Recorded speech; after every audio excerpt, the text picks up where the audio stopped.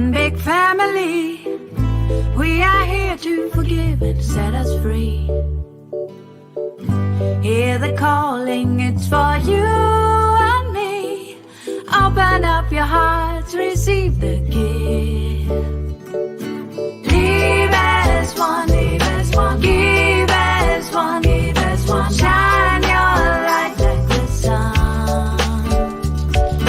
Rise in love. We are born to be surrounded by the love from up above. Rise in love. We are meant to live together and to reunite as one in love.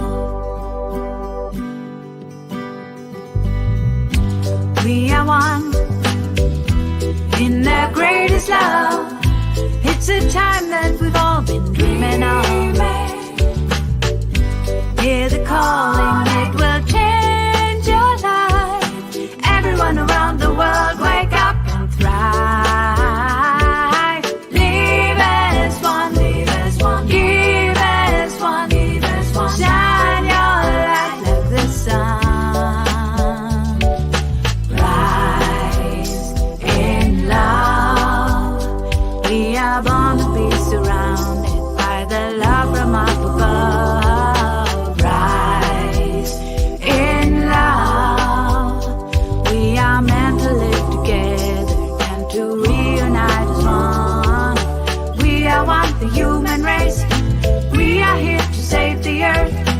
Raise your hand and make a change. We are one, we are one. We are one, no time to waste. Come together and embrace. Your sister, brother, see your face in everyone, 'cause we are one. Rise in love. We are born to be surrounded by the love from up above. Rise in love. We are meant to live together and to reunite as one in love.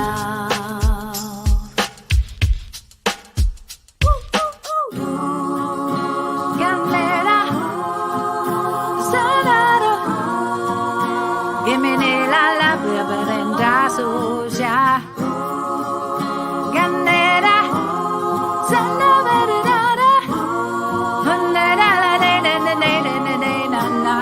Galigo,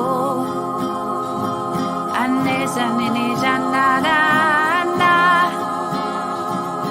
Na na na na na ne ane alai. Hey ya ya ya ya ya ya ya ya ya. Rise in love. We are born to be surrounded by the love from up above. Rise in love. We are here to live together and to reunite as one in love.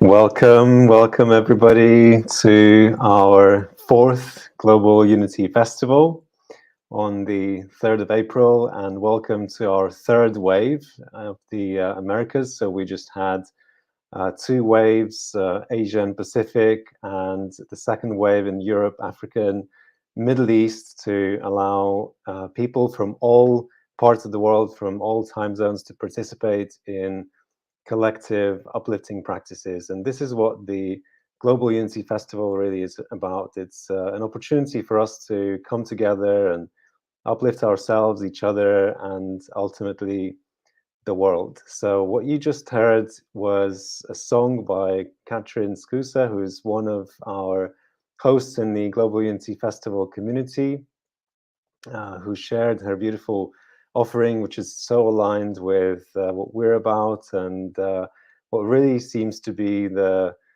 current mood in the world, you know, this current uplifting journey that we're all going through some, you know, turbulence, but very much, you know, connecting deeper to ourselves as a result.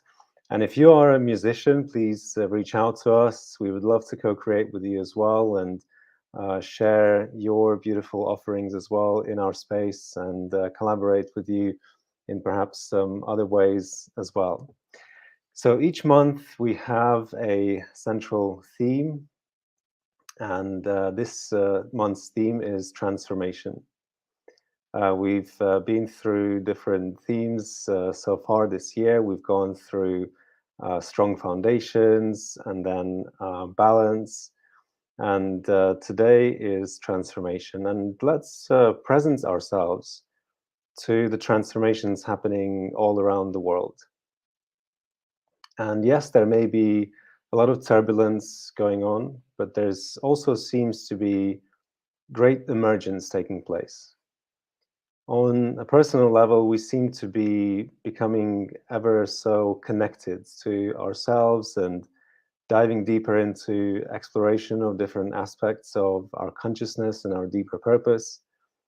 On the community level, there seems to be more compassion and more connection and more care for each other and our planet. There are many initiatives, you know, which are solving existing, you know, either climate or local or communal challenges.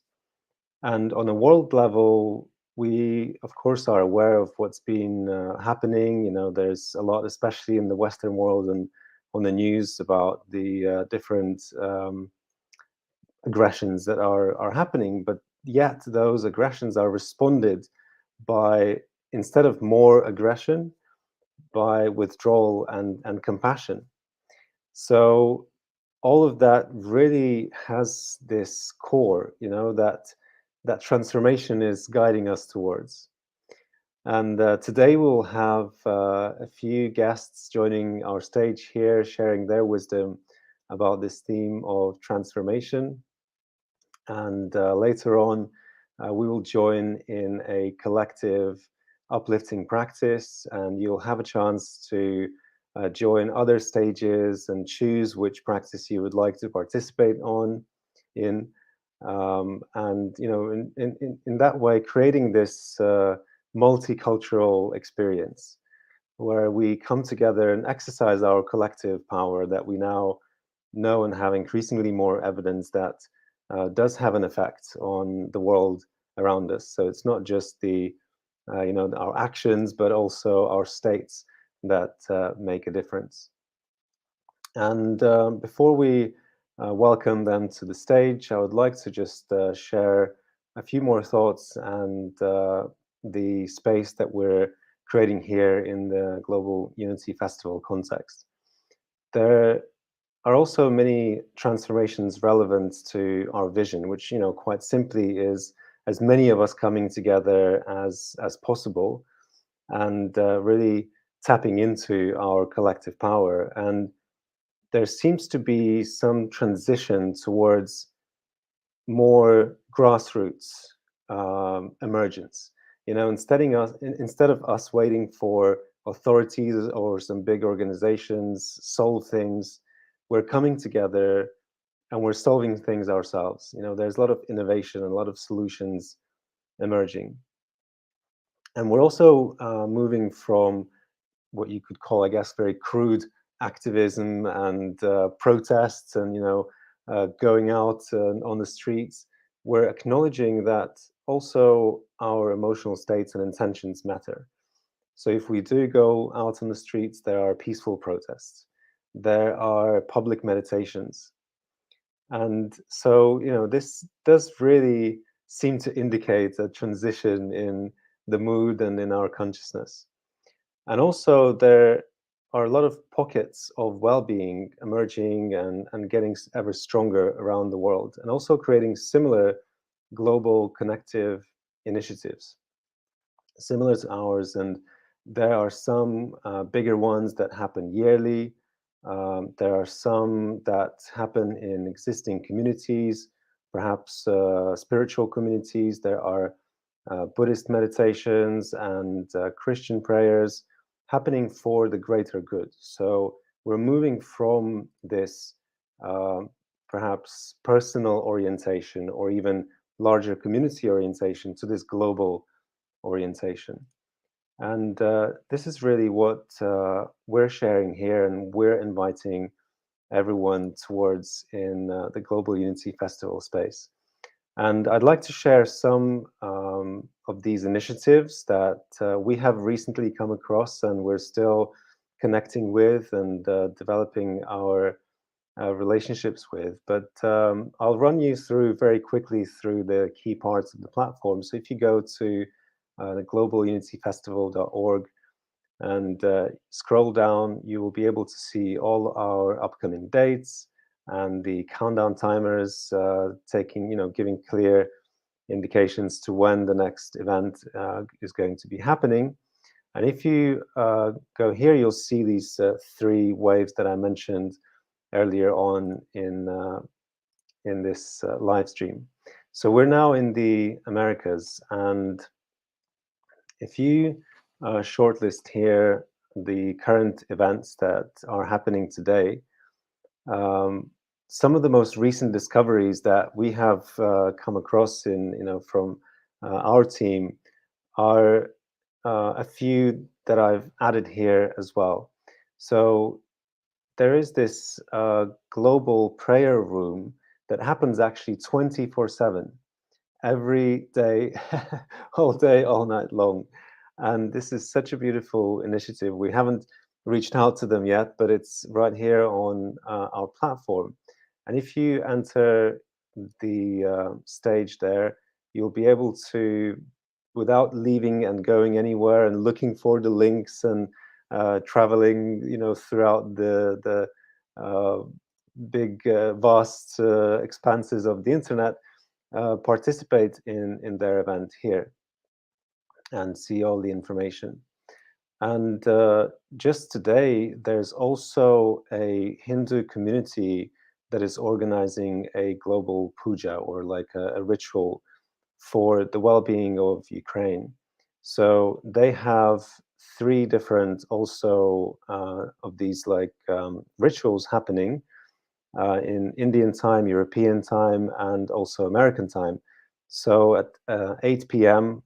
in the American Eastern time, there will be a live stream, which unfortunately they haven't enabled embedding, but you can click on the link here as well and go and participate. And a few other initiatives that I invite you to go and explore on the platform.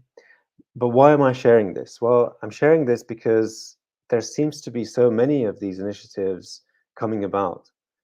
And by us coordinating our efforts and our activities together, we can accomplish so much more. And these are just a few that we have discovered recently, and with some we have started conversations and we've started exploring ways to collaborate. But if you know of some others, please let us know, because this space isn't our event that we're trying to attract everyone to. This, as you can see, is more of a platform where we are shining the light on other initiatives that already exist in the world. So we're not competing, we're not trying to kind of have everyone join us. It is really about this multicultural, multi-experiential, multi-format, multi-practice uh, experience. So if you are part of communities that come together regularly for the well-being of all, or if you know of some, then please reach out to us and let us know. We would like to connect with them and explore opportunities to collaborate. So on the screen, you'll see the email. So feel free just to email directly to us, and there are other ways you can reach out, of course, through our social media and website. So whichever way, find a way to reach out. So that's the opportunities, that's the vision, that's the unfolding. So this is very much of a long-term journey. We're here not just once a year for a week, with many different talks, but we're here every month. So we're here as a pulse, if you will, that can serve as a positive and uplifting start for each month, for everyone, and for a collective new experience.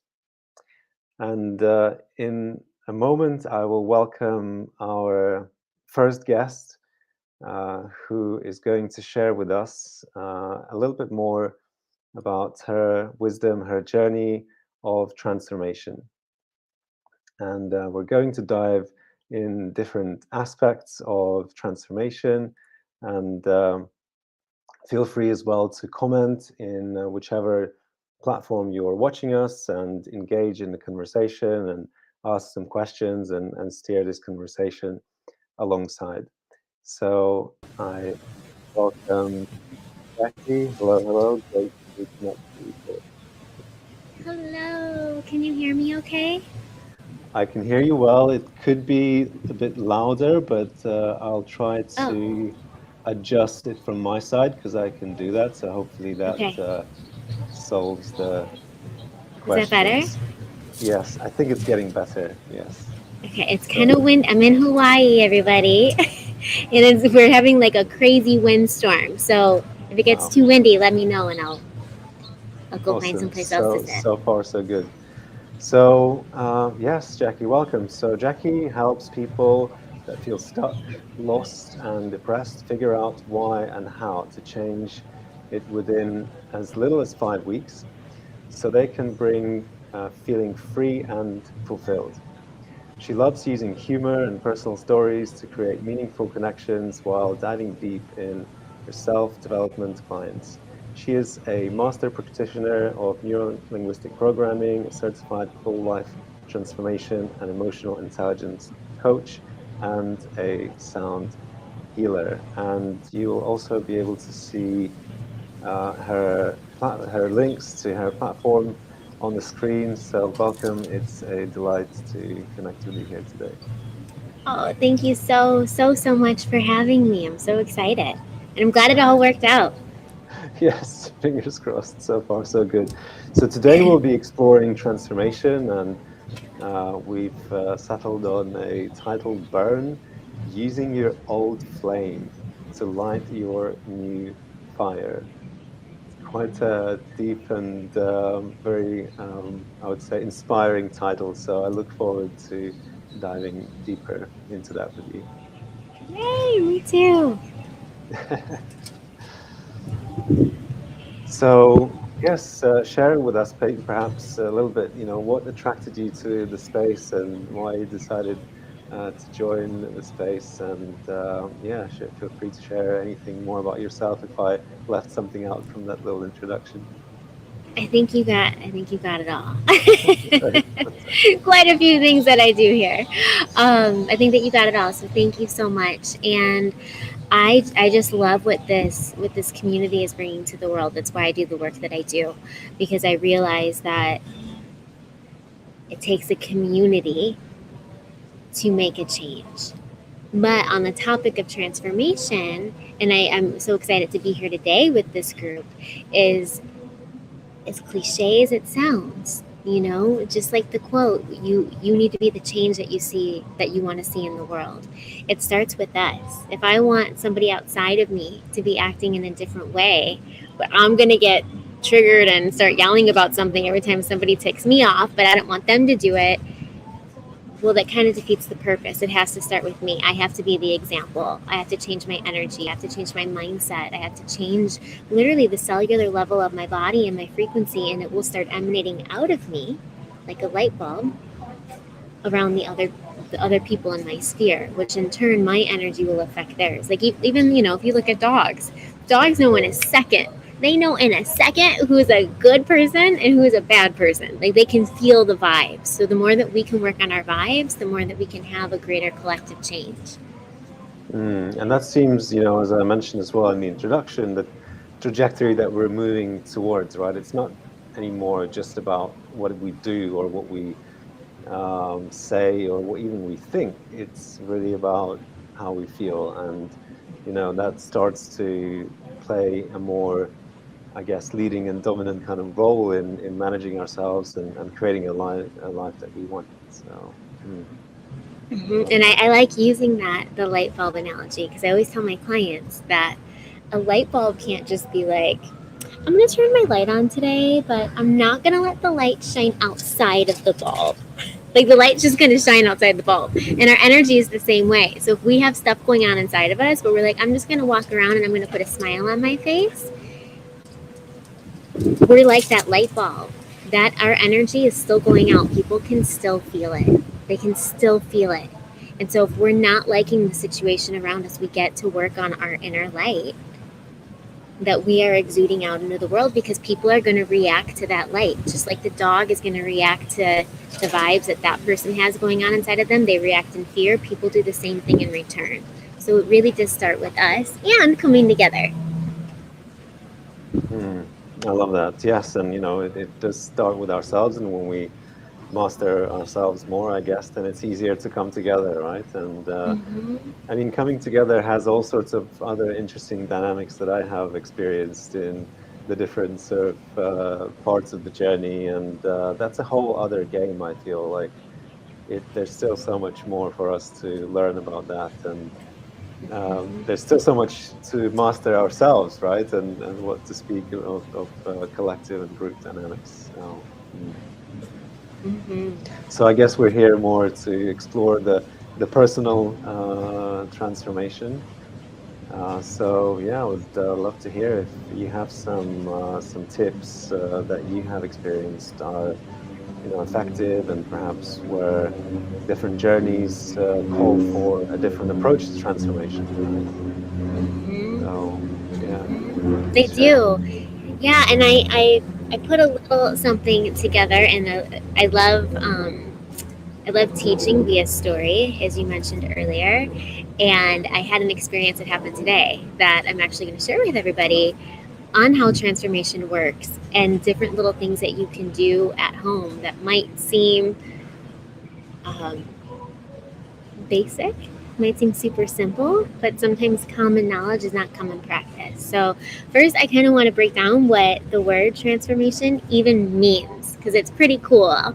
So trans means across, beyond, bringing it to the other side. Like, how freaking cool is that? Like, literally going across to the other side. Form means bringing the parts together to create something. So when we think that we're having this breakdown, really we're just bringing different things together to create something more new and beautiful. And then ation is the action. It's the process of that. So when we put all of that together, it's literally the process of moving into something new to the other side. And a lot of times our breakdowns can feel heavy and scary and dark, and we don't know where to go next. Sometimes we don't even want to be here anymore. I've had moments like that as well. And what I've learned is the greater the breakdown, the greater the breakthrough. So I actually kind of get excited. I kind of get excited about my breakdowns now. Not that like I want to have one, but if it's a really big one, then I'm like, dang, whatever's on the other side of this is going to be so much better, because it's the action of these huge pieces coming together. I like to think of it as if you have a jar filled with blue sand and you want pink sand inside of it. You want to transform it into pink sand. You can't just shove pink sand in there because it's not going to fit. It's literally not going to fit. The jar is filled with blue sand. What we have to do is literally shake the jar up, turn it over, get all the crap out, and now we have an empty space to add pink sand into it. And so that breakdown that we can go through when it comes to transformation is actually our goal. It's our way of our higher self, of our soul, clearing out the things that once served us that no longer serve us. And we get to really, really look at that, and it can be a powerful tool. So transformation for me does not just mean the end product of like running through a field and there's rainbows and unicorns and daisies. That can be something for sure that we experience. But the dark, the shadow, is part of it. And the two of them, they make love.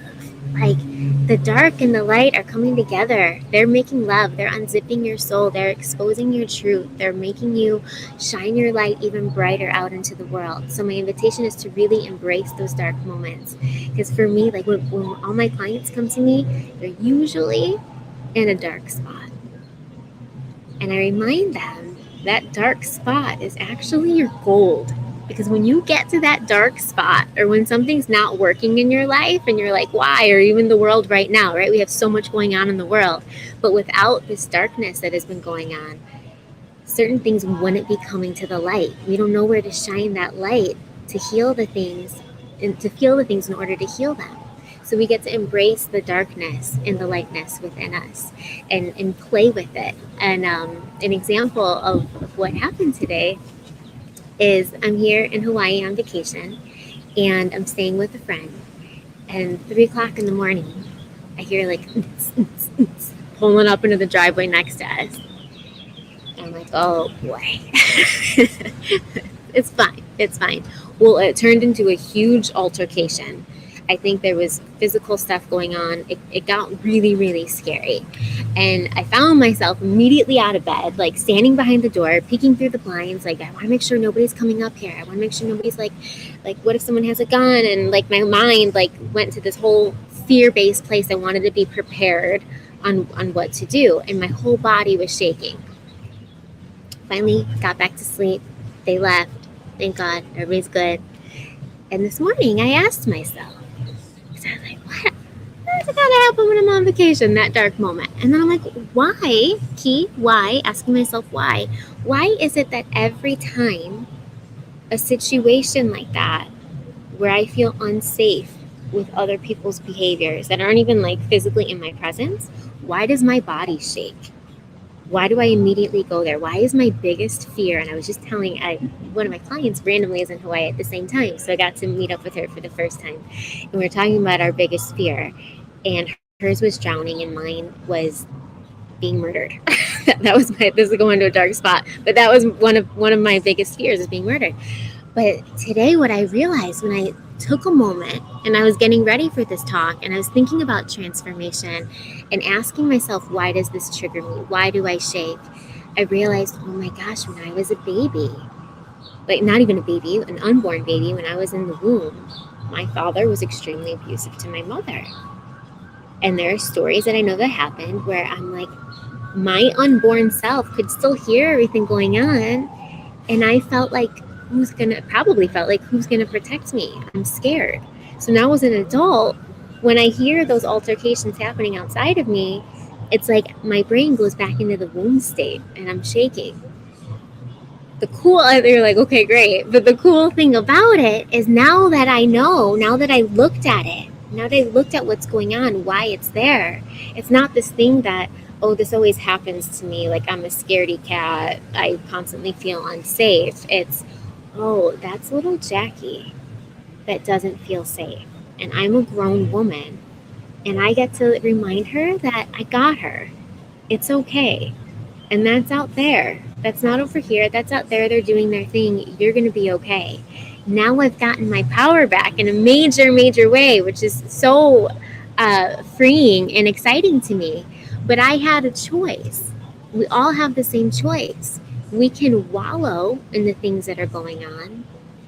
We can wallow in all the shifts of the world. We can wallow in what's going on in our personal life. Or we can use that. We can use that to expand and see, hey, where can I shine that light? What needs to be healed here within me in order to free myself more? And so my invitation is, for whatever it is that you're going through, take the time, take a minute or two. If that's all that you have, you can write. So for me, I'm a vocal girl. Clearly, I like to talk. I'll literally put up my phone and I'll make a video and I'll just talk out loud how I feel about something. And I usually have a realization on why this thing is happening. So a lot of times when we feel, going back to the burn, that our fire is gone inside. I'm here to remind you that as long as you still have breath inside of you, that breath is the air of life, and it's fanning that fire. There might be one little flame in you. The charcoal might be glowing with orange, and there's one little flame in there. That's what that breath is fanning. And when you shine that light on that little flame, boom, it's gonna turn into your new fire. That is where your power is at. So my tip for you is to just take a moment and ask yourself why. What's the very first memory that I have of this happening? Where did this come from? And once you're aware of it, then you get to do something about it. Because we can't do something about something that we don't know exists.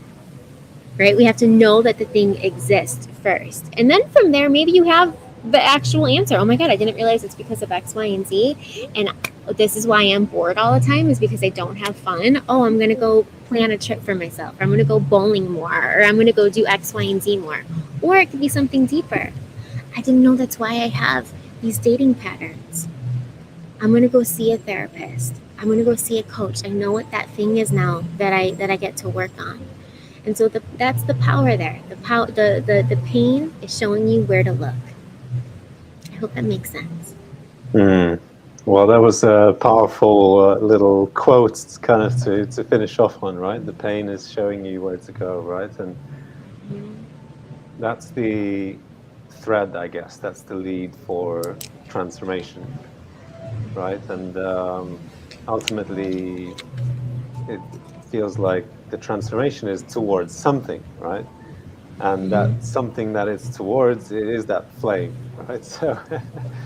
So whatever is, I guess, restricting us is there to be removed, to reawaken, rekindle what is already inside of us, right? And the awareness is, I guess, the first step. So being aware, okay, well, where does this come from? And there's, I guess, two parts. I don't know if you can speak to those. It's like, well, what happens if we don't remember, if we can't track it? Where does it come from? If it seems like just a random feeling that we're experiencing, and then if we are aware of it, do you have some favorite tips or tools that you recommend for actually then transforming it? Yeah. And that's such a great question. Such a great question on what if we don't know what the thing is, right? But sometimes just the awareness can be, there's something here. I don't know what it is, but there's something here. So I was in that phase for a long time. And honestly, I postponed seeing a therapist or a coach to help me, even though so many people in my life are like, Jack, you got to see a therapist, or you got to go to a coach. But I don't know what to go on. Like, I know there's something, but I don't know what to tell them why I'm there.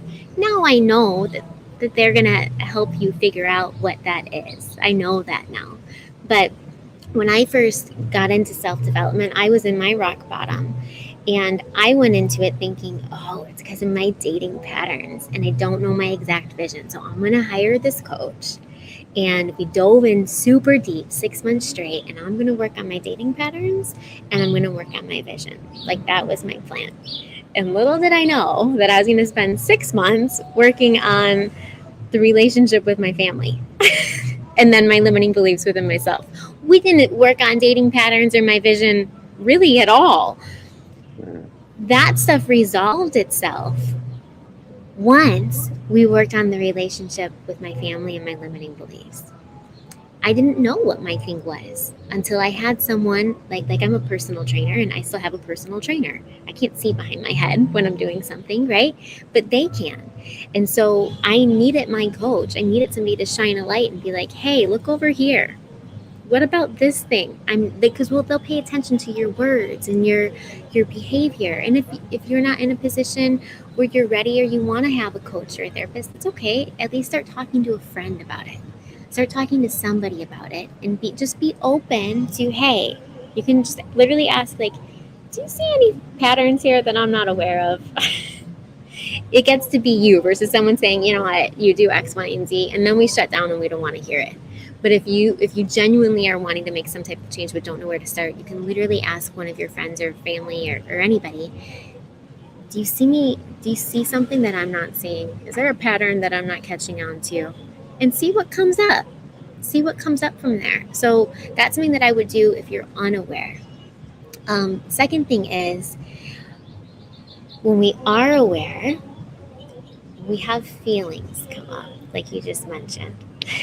And what society teaches us these days is feelings are not cool. Well, they're cool if they're a certain kind of feeling, right? If you're on vacation and you're happy and you're hustling and getting that paycheck and feeling like, those are cool emotions to showcase.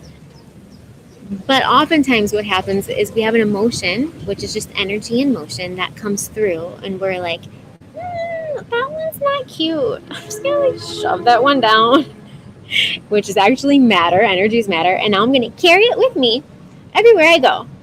And like energy attracts like energy. So one, we're going to keep attracting things into our life that match that energy until we get triggered enough and that stuff keeps coming out where we get to look at it. Okay, so my invitation is,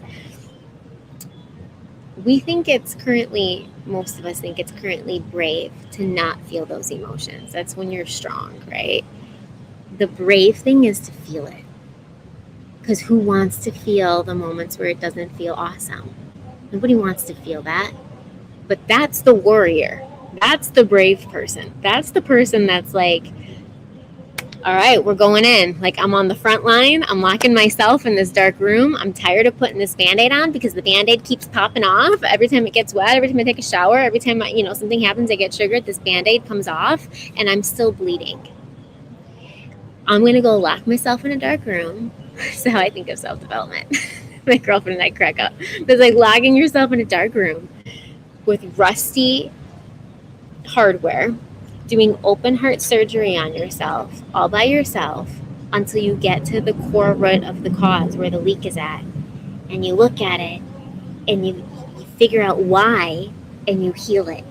Then you go back out, and you leave the room, and then you're running through the field with, rainbows and unicorns. And we're going to have another moment where you got to go back in and be like, oh, there's a little leak there, or there's something else that I didn't know was there, and I have to go back in and I get to look at that and I get to heal it. That's what self-development is like. Feel it. Our feelings are our emotions. I'm here literally giving you permission to feel it. When my clients are on a call and they start crying, number one, is anything going to get accomplished if I'm like crying with them? Nothing's going to get accomplished. But I see their light and I see where they're going. And I know once they get out this energy, which is like a bunch of blue sand in that jar that we talked about, get that energy out, because now we're clearing the space. We're clearing your mind. We're creating space for new ideas and opportunities and solutions to come into your mind. And now we can start filling it up with pink sand. So I cheer them on. Now, there's a difference between wallowing in your emotions and allowing your emotions. Wallowing in your emotions is one, the verbiage I am.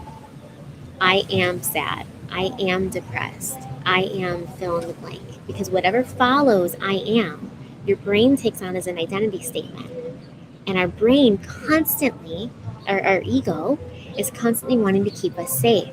And so whatever it believes, it's going to go out into the world and it's going to try to prove that belief true. It's going to distort information to prove it true. So I invite you to add in the word feel. I am feeling sad. I'm feeling depressed. I am feeling angry. You aren't those things. They're just energy in motion, and that's okay. Now, when we wallow in them, we're saying, I am this, and we're just crying and feeling the thing. Maybe we might be saying, I shouldn't be feeling this way.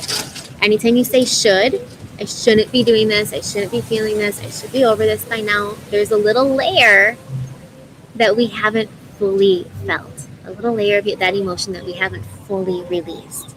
So I invite you to give yourself permission to feel it with the intention of, I'm going to feel this and ask myself, why is this here? the intention of looking to do something about it versus just wallowing and staying in that emotion. I am this, I am this, I am this. Nothing's ever going to change. I'm a victim. We get to go back to the very popular question of, you get to choose. Is this happening to me or is this happening for me? Right? My experience this morning, I'm like, oh, this totally happened for me. I needed that fight last night so that I could have this breakthrough experience. That totally happened for me. Or I could have been like, why did that happen to me? I have to give a talk in 3 hours. Like, why is this happening to me right now? Like, poor me. I could have made this whole story and been a victim to it and wallowed in that emotion. Or I could have utilized it to light my new fire, to find something amazing out of this. Because everything has a lesson. We get to choose what kind of lesson it is, though. Does that help? Are those Yes, efficient tips? it's absolutely, yes. So there's multiple kind of steps there, right? So it's not associating ourselves with the experience. It's in a way kind of, first, as you were saying, instead of saying I am sad, it's like I'm feeling sad. So that's something that we can kind of observe, right?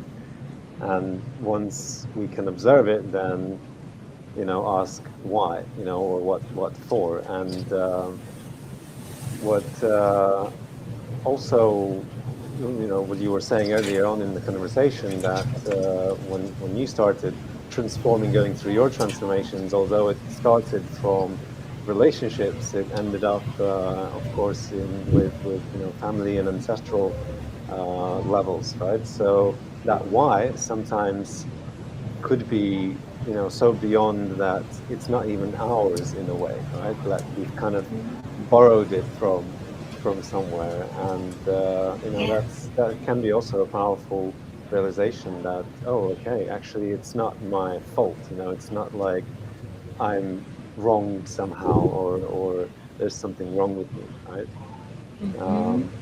So that answer may come from many directions, I guess, why we're experiencing that. And I think our culture is, of course, built now on distractions largely, right? The entertainment industry, and of course, there's role and value for everything, but if we overdo it, sometimes we just stop asking ourselves, oh, why am I feeling? Because we're getting into all these distractions.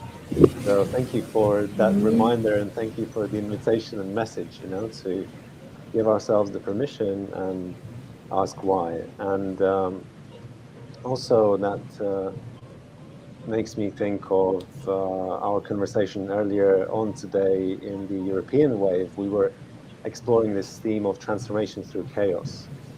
And our guest there also shared a beautiful thought that when we bring order to chaos, that's the creation process. Chaos is the pure potentiality, and order is actually converting that potentiality into reality, right? And so, in a way, when we shy away from chaos or from discomfort, we're robbing ourselves the opportunity to create something new. So we're kind of staying in that old kind of space, right? So I guess part of where I think this is going is actually to kind of sell this idea of asking ourselves and going deeper into those emotions, because sometimes it can be so uncomfortable that we're like, well, why should I do that? What's in it for me? And as you're saying that, my other invitation is, and this is a challenging one, guys. This is challenging. Okay. One of the biggest reasons why I had exponential growth when I did that program with my coach, and there were 28 other people in there with me. And this is not to brag by any means, but I'm one of the people that had one of the biggest transformations. But one, I was all in. I was all in and I was open to learning. But two, I legit removed every single vice that I had. So it might, some people, like mine was chocolate. If I was feeling happy, if I wanted to celebrate, if I was sad, if I was depressed, if I was angry, I'd go get my chocolate. Well, in turn, my chocolate would immediately make me feel better. The next day, I would feel guilty and I'd beat myself up because I had fitness goals that I wanted to hit and I wasn't hitting them because I would eat all the chocolate. My bank account would go down, the scale would go up, and I would get in this cycle. And I would keep getting triggered by the same exact thing because I never took the time to sit down and actually just be with that thing, right? Because some people, I'm sure, there's alcohol and things like that. You can like, oh, well, I went out and I had drinks and I cried and I was sad, but you're honestly really not tapping into that emotion if you're drinking, if you have alcohol in you, if you're covering it up with fast food or a pizza or chocolate or sleeping in. Like my thing was hitting snooze. That was one of my things. Or immediately, like I would immediately call my mom and needed validation on everything. I was never allowing myself to just be without those vices. So when I took the vices away, I had to feel it. I didn't have any choice but to sit there and feel the uncomfortableness. But because it was so comfortable, I didn't want to uncomfortable. I didn't want to feel it anymore. So then that's what kind of forced me to be like, okay, feel this. You have 3 hours to sob your face off as long as you figure out why. Figure out why. And then those things wouldn't, maybe I would get slightly triggered in the future, but not to the level that I would. And then I got to add those vices back into my life in a way that was healthy, in a way where I controlled them versus them controlling me in my life and masking and covering up all of these things. So I would really look at what are those things that you gravitate towards when you get stressed out or sad or depressed or angry. What are those things that you gravitate towards, or what are those habits that you find yourself doing? Remove them, and then you're going to see what's really going on inside if you're open to it. If you're open to it and ready to move past that. Otherwise, it's going to keep persisting. It's going to keep persisting until you say yes to it, because it's just there to help you. I love that. Yeah. So in addition to the opportunity of creating something new, it's also an opportunity to get out of the cycles that we are sometimes more or less aware of, but that are still there, right? And yeah, I love that. And I must say, you've picked one of the best vices, though. Like, having chocolate is by far not the worst thing. So. Not the worst thing. No. Well, no, it's not. Yeah.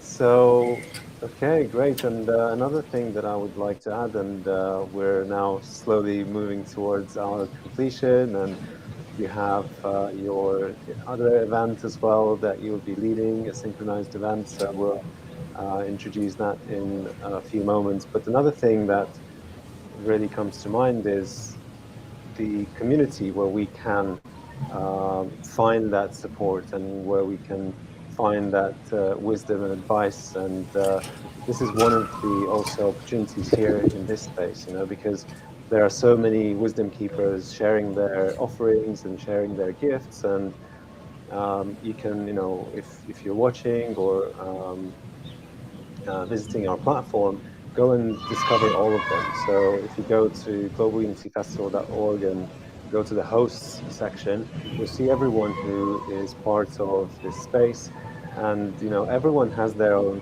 strengths and their own approaches and their own different tools and techniques, and sometimes it's just worth trying different things out and finding your right fit, like with anything in life. So yeah, and unless there are some other tips and thoughts that you would like to share, I would also love to hear a little bit about your offering today that you'll be sharing in the workshop. Yeah, there's one last visualization I would like to give everybody, because you've said it twice now, and I'm like, yes. You've talked about breaking the cycle, that you get in a cycle, and then you've mentioned a couple times the cycle, and that's really, really important. And one thing that my coach has always said, if you want to break the cycle of anything, you have to physically break the cycle. Like, you have to stop it. So the way that I like to think of it is, let's say that you have a tornado and it's spinning in one direction and it's chaotic and stuff is flying out, right? Which is what can happen inside of our body. I like to think of it as either the dark and the light making love, or your higher self and your ego are in a battle, whatever resonates more with you. And as it's going around and going around and going around, things are getting thrown out that no longer serve you, right? But if we want to actually, if that tornado wants to stop and change direction, like, okay, I'm in this like chaos as you're talking about, but I don't want to be here anymore. I don't want to be here anymore. Like, I want to be doing something different. It has to literally stop, and then it can change direction.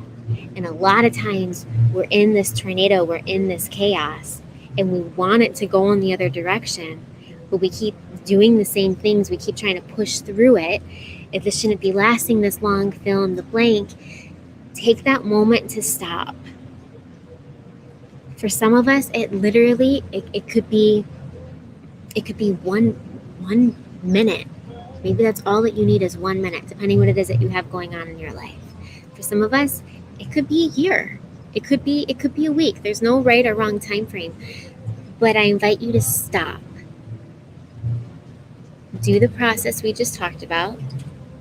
I'll literally tell myself, Jack, if this is how you need to feel it. If you need to feel depressed right now, feel it. If I could tell it's not a mindset thing and it's like an emotional thing, feel it. Just fine, feel it. And maybe normally, let's say I was going to go through a bout of feeling depressed, maybe it would take like a week or a month. But when I tell myself, fine, you can feel it. If it's a Friday, I'm usually back to normal, or the new me by Monday, when I give myself the permission to feel that, okay? So 1, allow yourself to feel it. Number 1, stop. 2, allow yourself to feel it. 3, ask yourself why. 4 is take action, which is actually what my workshop after this is about. It's the step of taking action. What are the aligned actions to take? Because there are actions you could take, like let's go grab the bottle, or let's go take another sleeping medication, or let's go eat some chocolate, or go to Dairy Queen. Or we can take aligned actions that are actually going to get us closer to the vision that we want. And that's what I'm going to help you guys achieve in the next workshop if anybody wants to join. It's a really powerful tool that I do myself and I give my clients, but I do it every year to make sure that I'm on track. And I understand you'll be kind of exploring different areas of life and looking for what really kind of resonates for the person, right? Yeah, we're going to, it's called the Wheel of Life. And it's a very common coaching tool. I kind of created the Jackie version of the Wheel of Life, because you could find it online if you want. And if anybody wants, the downloadable, you can send me a message. I can download it to you, or send you the link to download it. But you can also just draw it today. And a lot of times you'll see so what we're going to do is we're going to create a circle, like a wheel, and we're going to cut it up into different sections.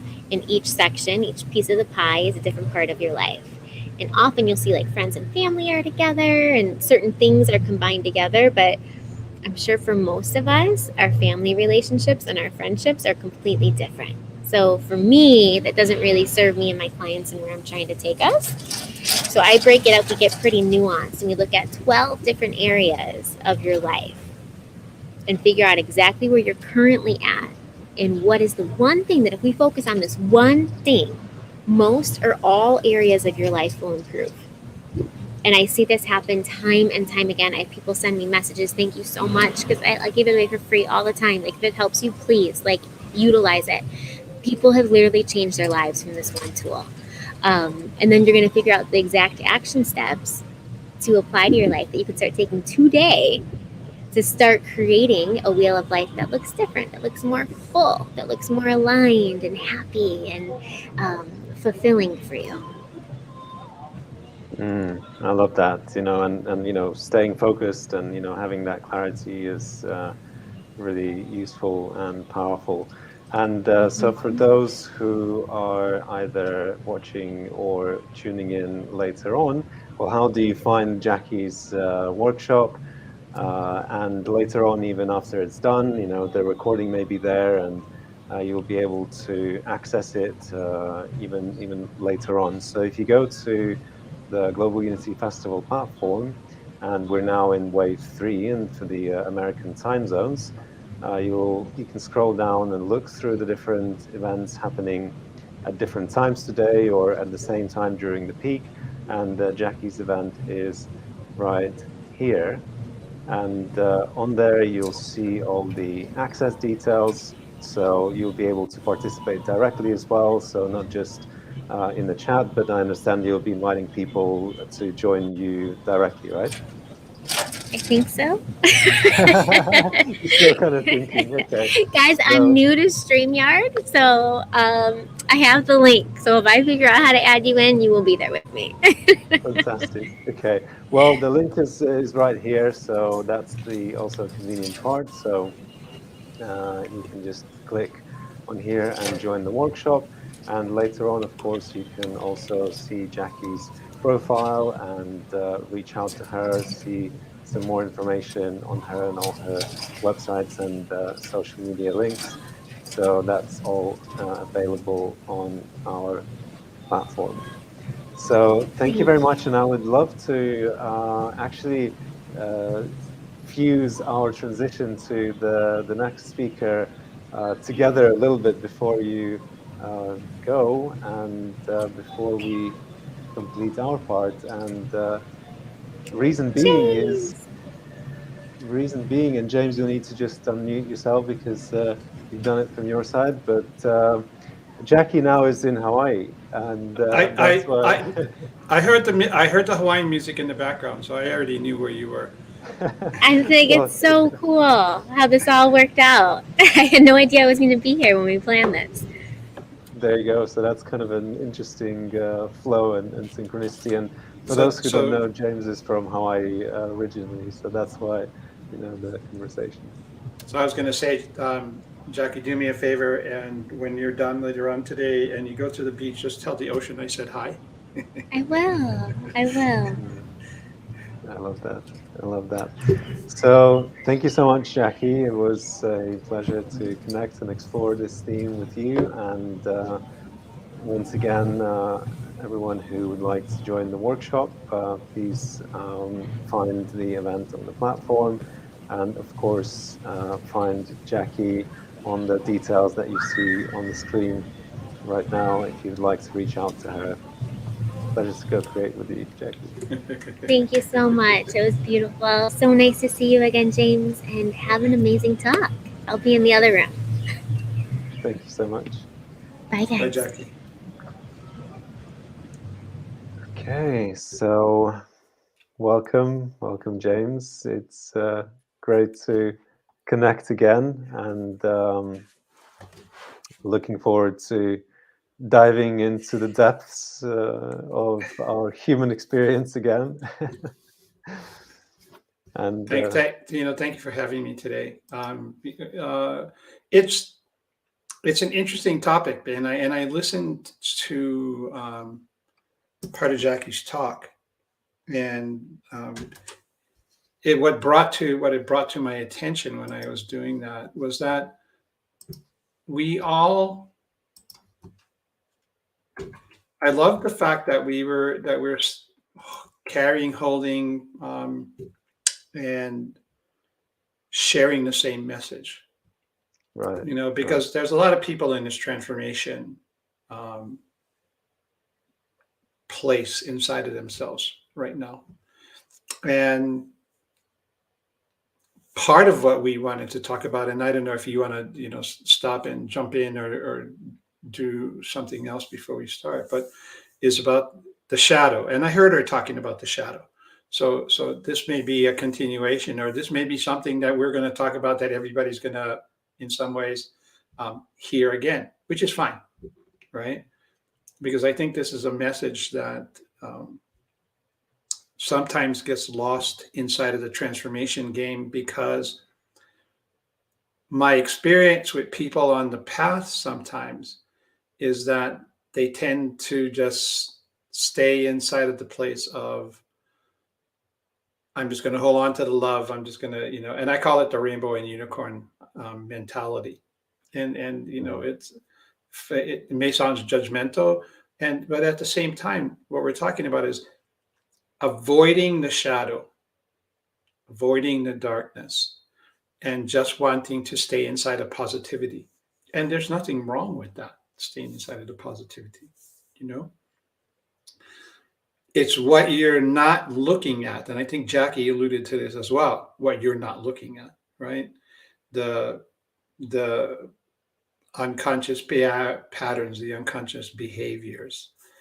She kind of touched on as well the generational piece, right? How that influences us. I know how it influenced me for a really long time. And it was something that happened to me years ago. And this was before I started on the path. But one of the many nicknames that I had in my group, or the people that were around me, or the friends that I had, was Mr. Aloha. and the reason it was Mr. Aloha was because I was always bubbly. I was always cheerful. I was always happy. I was always wanting to include people and bring people in. I didn't. In some ways, I didn't allow myself to look at all of those things, because they were too uncomfortable. And one of the reasons for me that it was too uncomfortable was because as a child growing up, I was the subject of physical abuse. And so I learned really quickly not to show my emotions. There was no safety where I could show who I was, or show my emotions, or tell people how I felt, right? And so we learn not to do that as we grow up. And we all have these egos, we all have these personalities that we carry inside of us. And even at the same time that I had Mr. Aloha that was here, I also had I just realized this the other day, and I might be dating myself, but there was, back in the 80s, there was this American television show called The A-Team.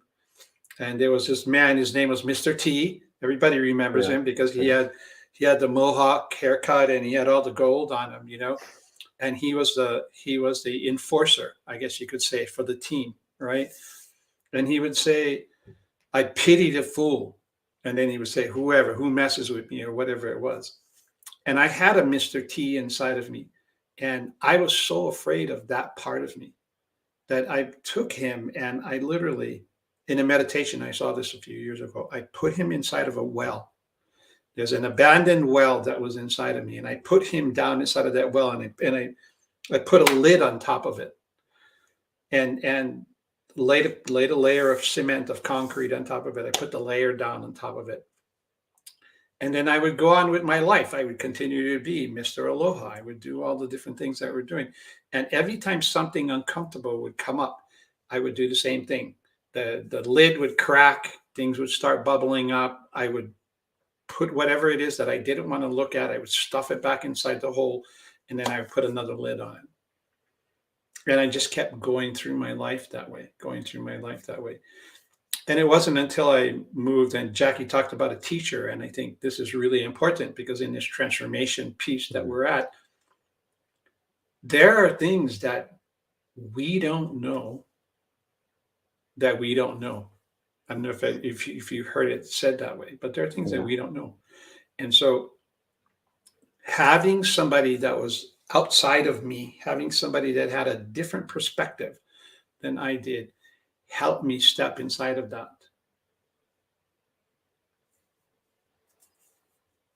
So in a way, and we spoke with Jackie as well about that, right? Like sometimes we are able to find out, where does the pattern come from, but sometimes we're not, right? And that's where the external support and external help comes in, right? The patterns are too embedded inside of us. They are running automatically because of who we are. It's part of the, I don't want to say the scientific process, but when things happen over and over again, especially when they're traumatic, over a while we start to react in the same way. And when we do it, the habit gets created, which the pattern gets embedded. And then it becomes automatic, because now we're not even thinking about what we're doing. We're just reacting to what's happening outside of us. And so even though we're suffering, even though we're in pain, even though we're looking around going, my goodness, I don't want this life that I have, it feels impossible to look at. It feels impossible to change. So we tend to go the other way sometimes, right? And the other way, meaning we go the other way, and the other way is we step into the place where I go, okay, I'm going to make like nothing happened. Just like Mr. Aloha, right? I'm going to stay inside. I'm going to carry this positive feeling inside of me, and I'm going to be all about love, and I'm going to just sit inside of that. And whenever that shadow shows up inside of me, or whenever that other part shows up inside of me, instead of taking a look, and Jackie talked about that, you got to take a look at it, right? I wouldn't take a look. I would just kind of go like this and go, it's almost like, I don't see you, I don't hear you, and not pay attention to it. Mm. And we all do that, at some point or another. And then we get to a breaking point. And the breaking point is some huge event happening in your life, or we get sick, or we get into an accident. And I heard you talking about distraction, right? We talked about the distraction of getting into situations, and the distraction keeps us from looking at what's actually happening.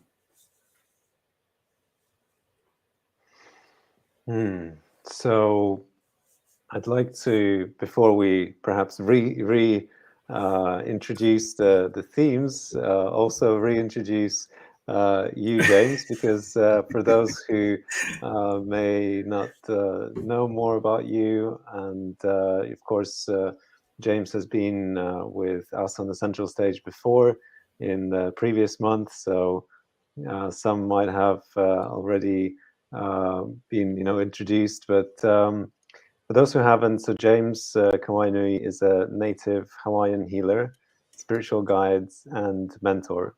He's an expert in clearing blockages from trauma, injury, and illness, and experience freedom, hope, and serenity of your life is his dedication.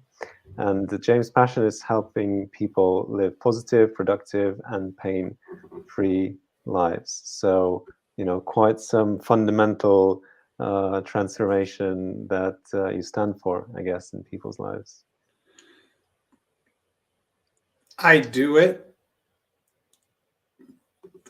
because I watch it. My passion, or I guess you would say what gets me excited, is watching that light come on and watching that person change, and watching them take, not control, but take a more active part in their creation, or the creation of their life, take a more active part in how they move through the world.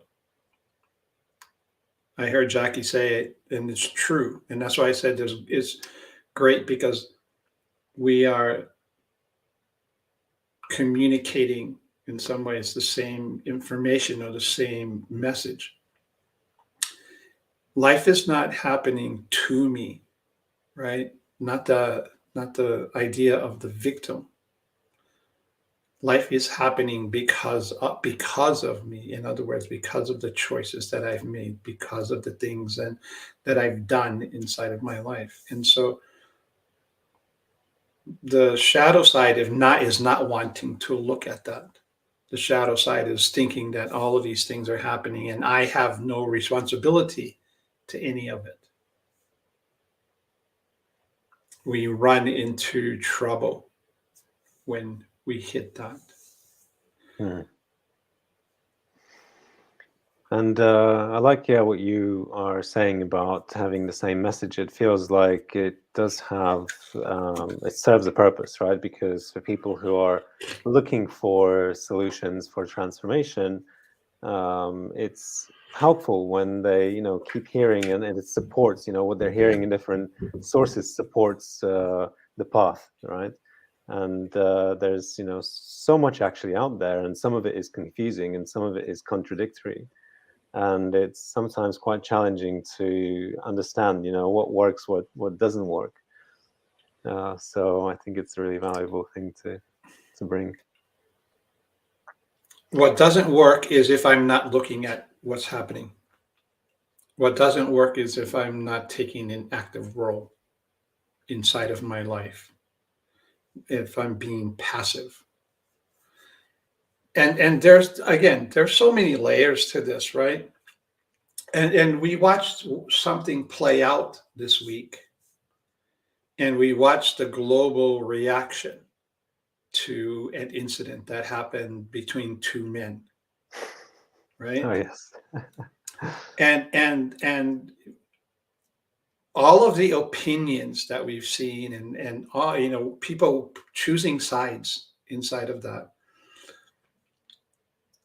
And yet I haven't heard very much discussion inside of that of how and where the global community may have set this whole piece up, right? And I'm talking, and when I was putting this together, the pieces that I was looking at inside of that was the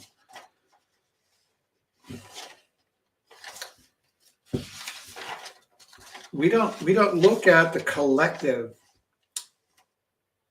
in the separation, in the suppression, in the bullying, in the violence that we see on a collective level, and how much of all of that has an influence on the individual or individual interactions, right? And even again, from a standpoint of transformation, in the spiritual community, we say, well, we don't give any energy to the violence. Yeah, we are part of the collective. So it's happening inside of us. It's the places where we're afraid to stand up and talk about how we feel, or you know, in this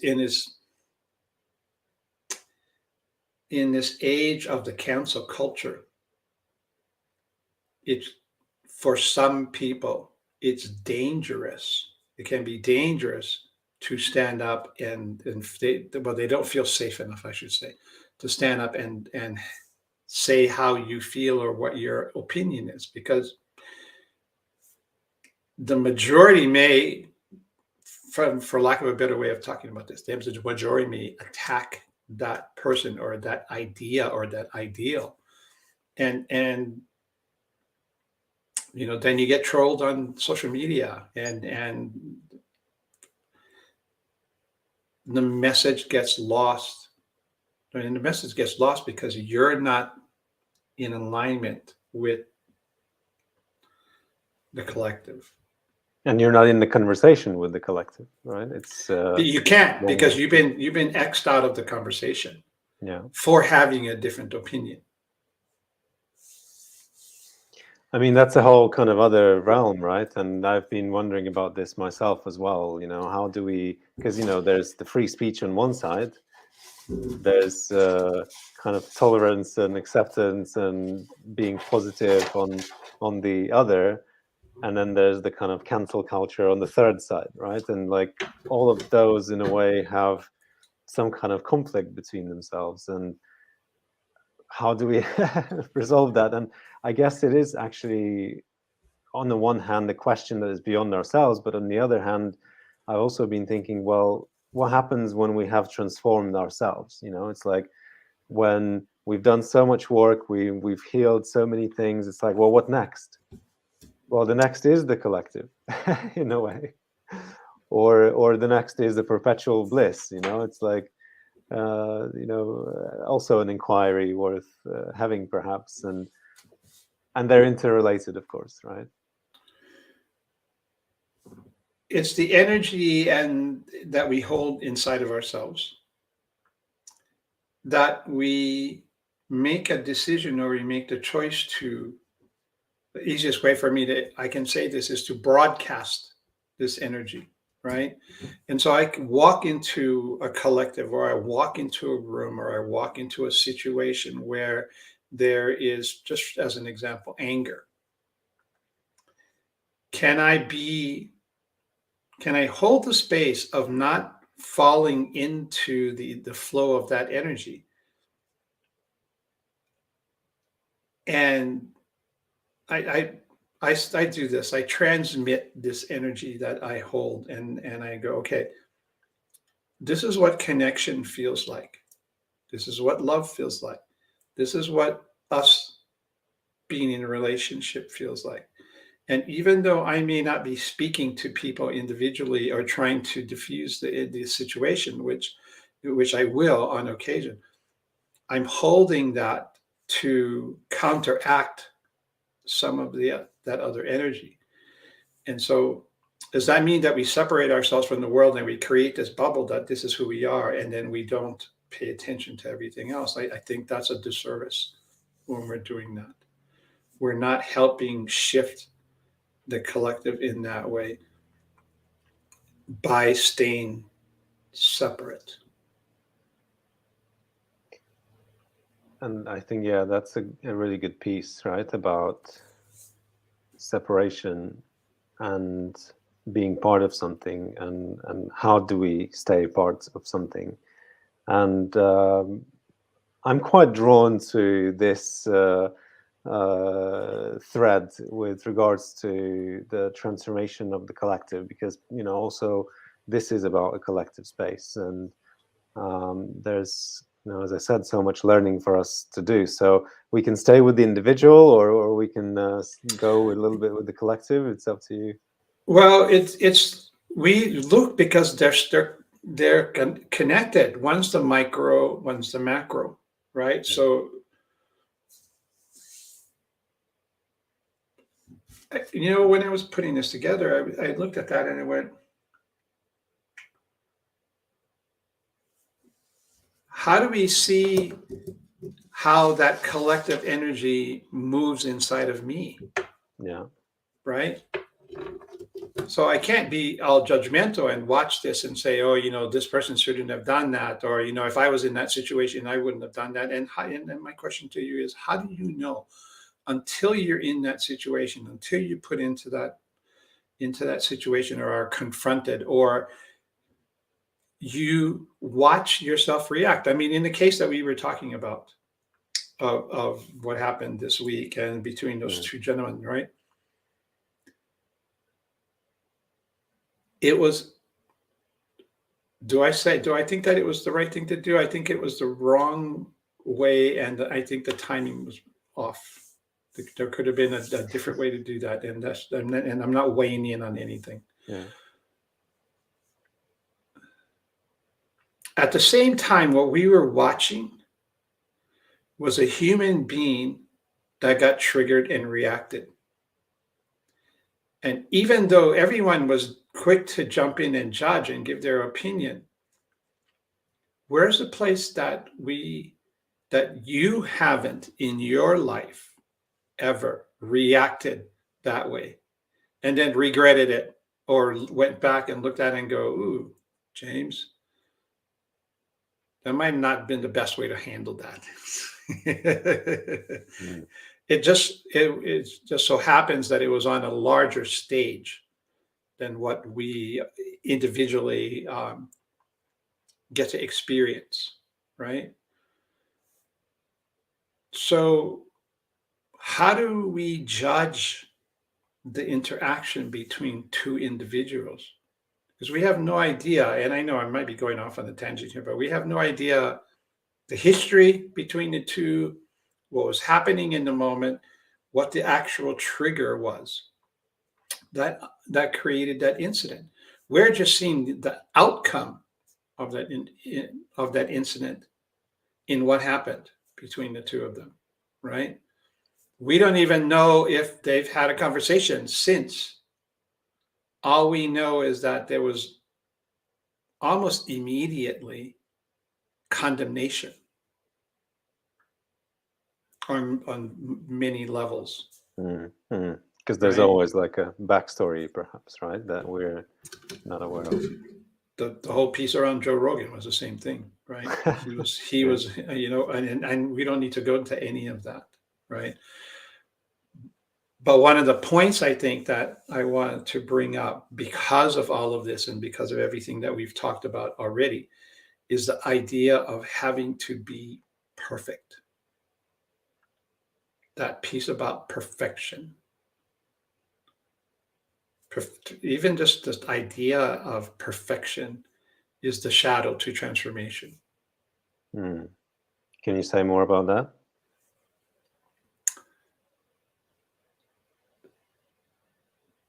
The whole idea of perfection, in my opinion,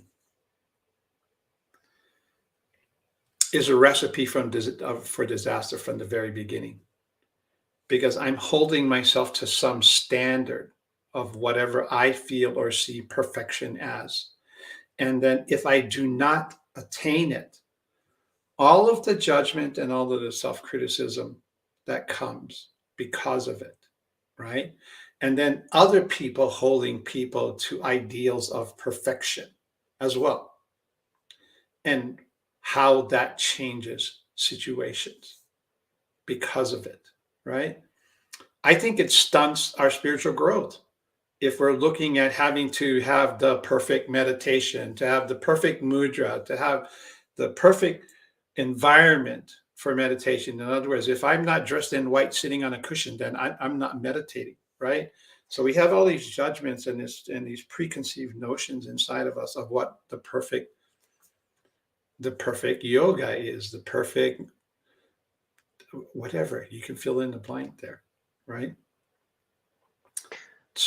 Go ahead. You want to say Yeah, I something? mean, this is actually quite an also interesting area because I've been also kind of contemplating on this myself. So quite a lot of threads here relate to me personally. There seems to be a place and value for knowing what we're going for, knowing what we're aiming for, like some kind of standard, I guess, and you could say that for our physical health, we know what the benchmark is.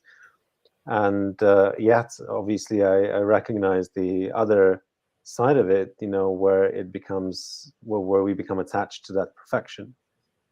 And yet they're almost like in the same location, right? It's like, Well, exactly. There's not a big space between the two because yes, I have, it's about goals and where I want to be in my life. I am striving for these certain plateaus or just striving for these certain outcomes, right? It's knowing what my goal is, but not being attached to the outcome and giving myself the opportunity to have the journey inside of it.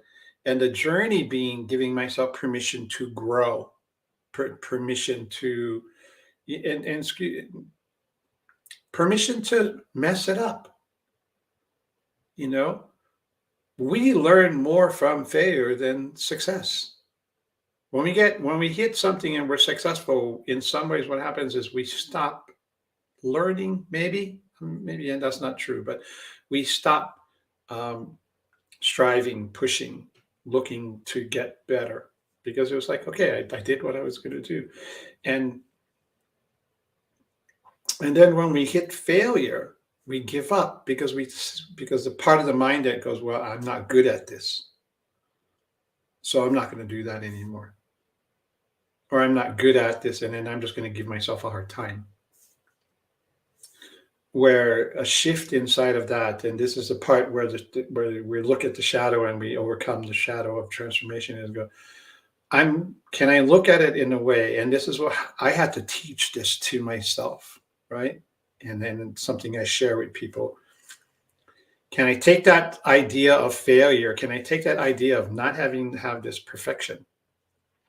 idea of perfection and going, okay, when I don't hit the goals or whatever it is, when it seems like I messed up or I failed, can I stop in that moment and look at that and go, okay, James, what you did obviously didn't work to have the outcome that you thought.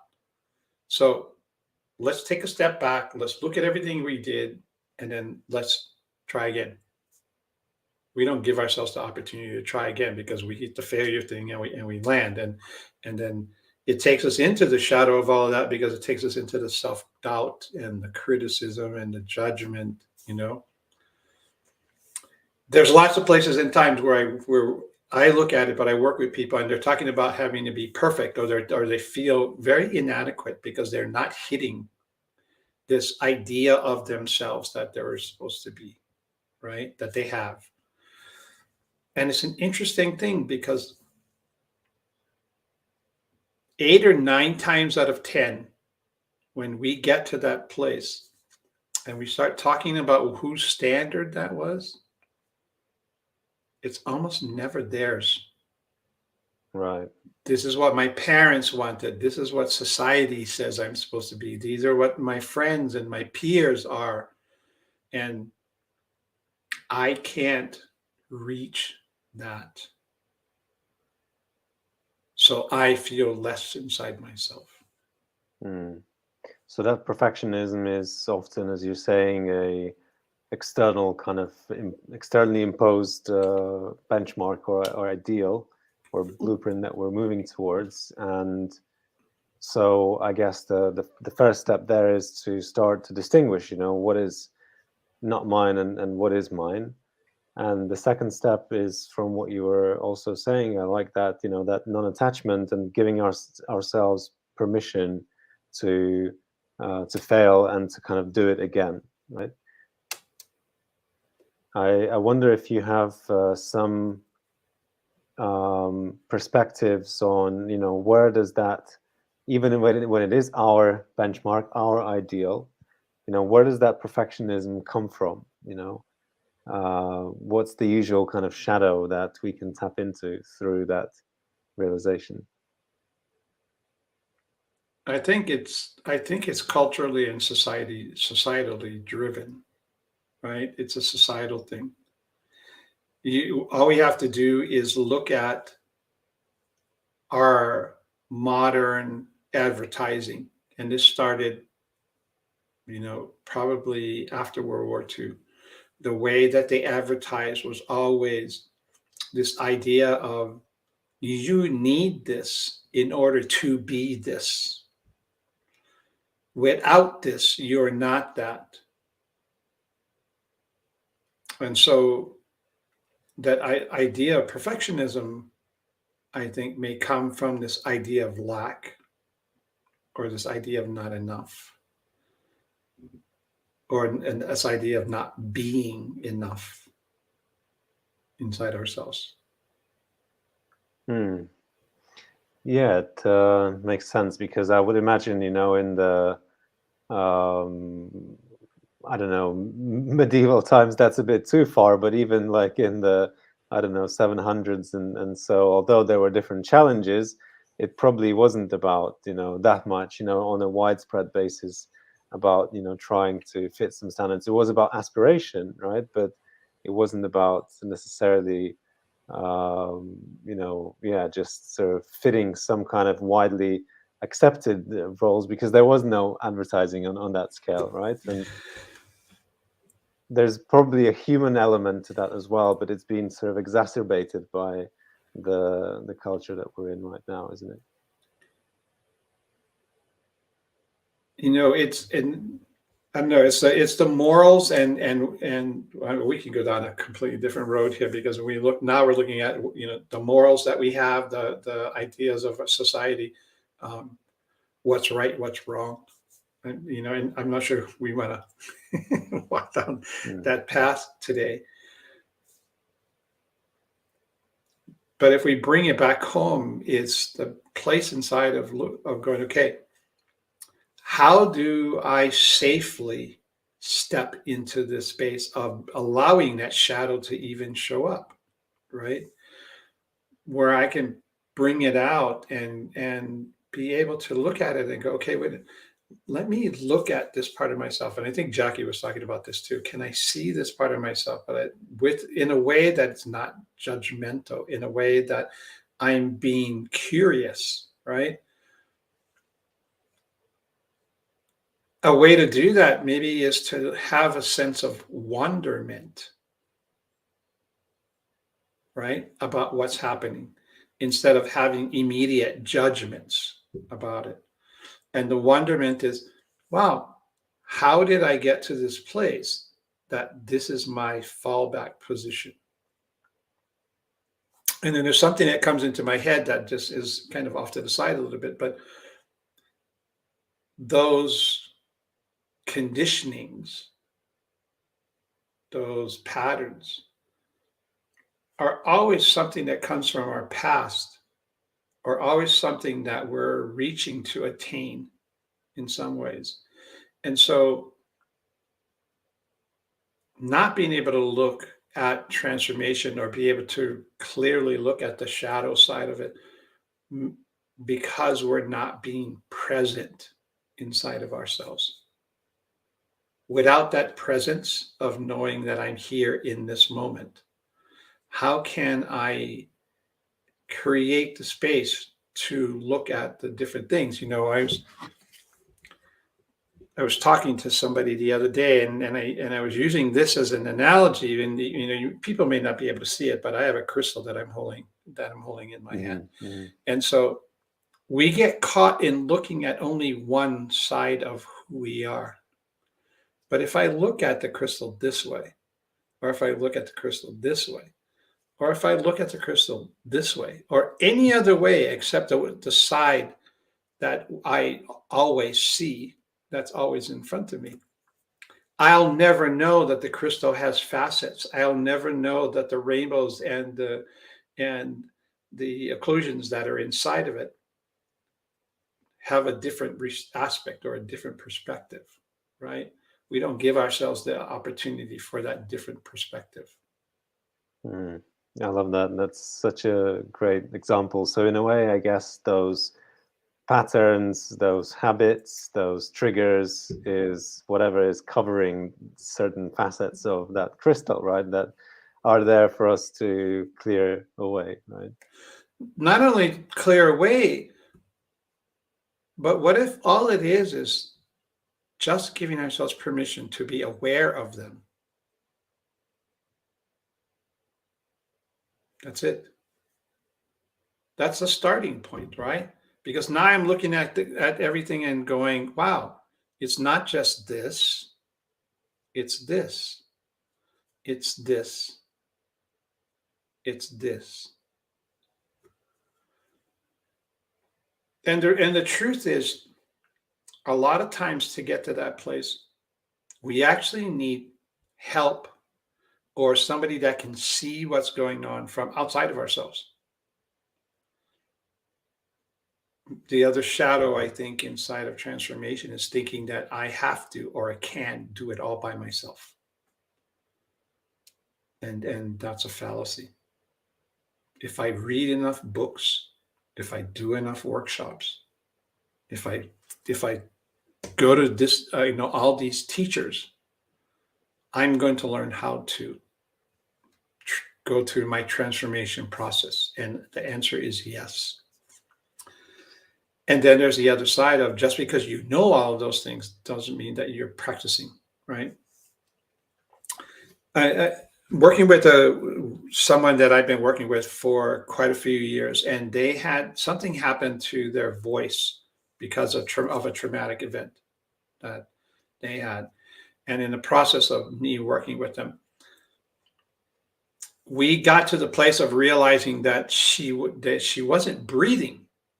So without breath, there's no voice, because voice is really exhalation. All we're doing when we're talking is we're exhaling air out of our body. You just happen to be manipulating the air with our vocal cords and with the shape of our mouth and our tongue and everything else. So we found out that she wasn't breathing. We talked about that. She had homework exercises to do. But I noticed over time that her voice was starting to get back to the place where it was when she first came to see me. And so I brought it up a couple of weeks ago to her, and I said, are you doing the practices? Are you doing the things? So she says, oh yeah, I know about those. I said, great, you know about those. are you doing them on a consistent basis to help your body, because this is part of the transformation, help your body change the way that it's been feeling and thinking so that you could have a different experience? And she said, well, I got hard, so I stopped. That's a question that I would say to everybody. Where are all the places where it got really hard, and instead of pushing through it, you stopped and you gave up and you walked away? And then you wondered why transformation wasn't happening. You wondered why your life wasn't changing. Actually, that, yeah, go on.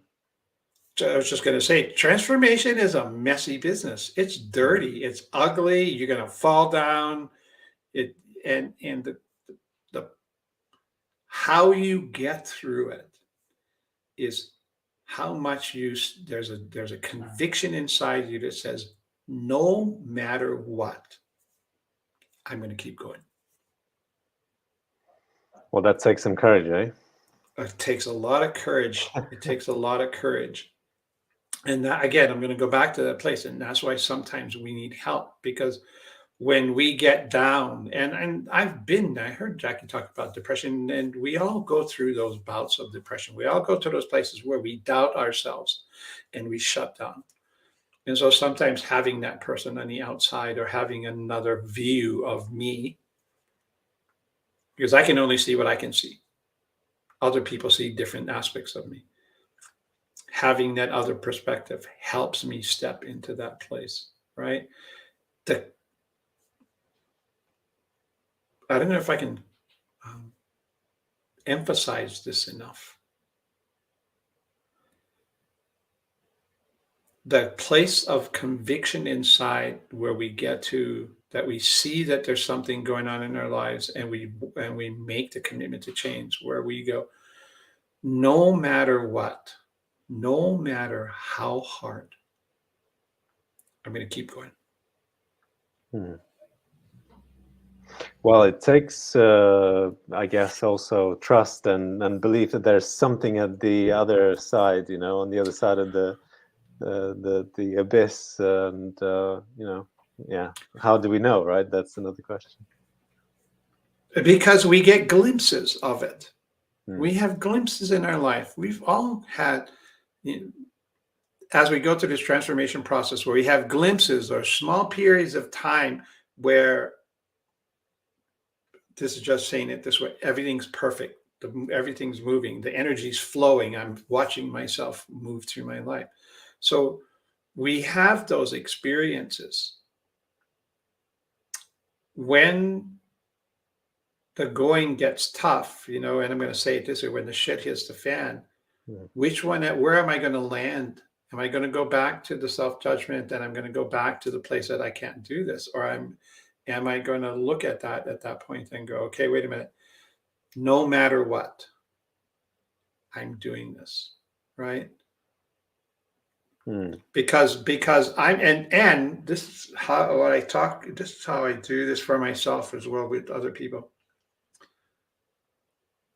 You find the experience, and you get the experience of what it feels like, and then it becomes a place that you can keep going back to inside of you over and over and over, right?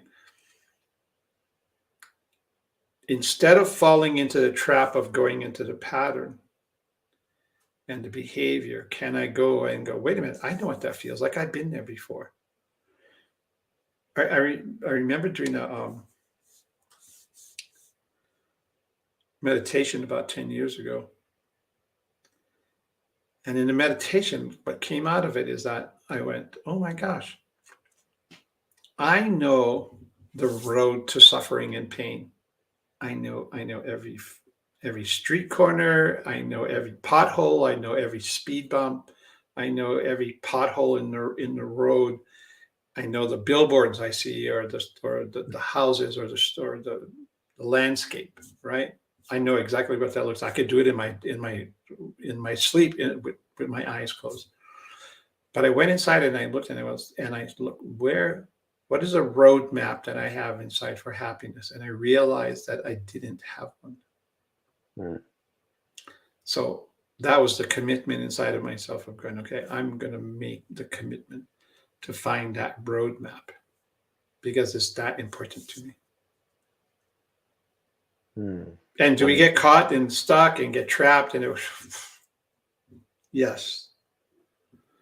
Be honest with yourself. You are going to get, and can I pull myself out of that? And Jackie talked about that. And I talk about this in this way. When I realize that I'm going down that road that I don't want to, can I interrupt my egoic mind, my conditioned mind from taking me back there? And that map basically leads us towards that feeling, right? As you're saying, that space within ourselves, that state of balance and centeredness, I guess. We are breaking down a habituated pattern as we're allowing ourselves and giving ourselves permission to build a new one.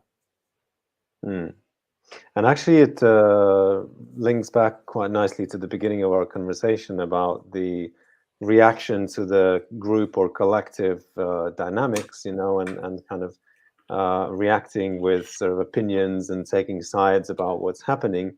Well, in a way, that's the same pattern, right? It's like we are in a space where something affects us, and are we able to find that place back within ourselves in that centered space, to find that map, that route. And that's, I guess, the recipe, if you will, for more collective harmony, right? It's like how many of those who are in that space are able to find that place back in themselves. That center point, right? I mean, it really is. That's a center point where I can pull myself back and I go, okay, wait a minute. I see and understand everything that's going on around me, but I'm going to take this moment to just bring myself back in. And if I feel this is something that I want to do, can I invite everybody else around me to see if they can come back into that center point? And then we start again, and then we start looking at what's going on in front of us from a different place. I love that. So this actually is potentially a nice transition into what really we're here about, right? It is a space about being in that centered, connected space with ourselves collectively, regardless of our location, regardless of our distance, and the ultimate vision, however far it may be from where we are right now, is to come together in as large numbers as we can possibly manage, and in a way see what happens. Right? And we can only explore that as we create that experience. We cannot predict that. Not only see what happens, but support each other.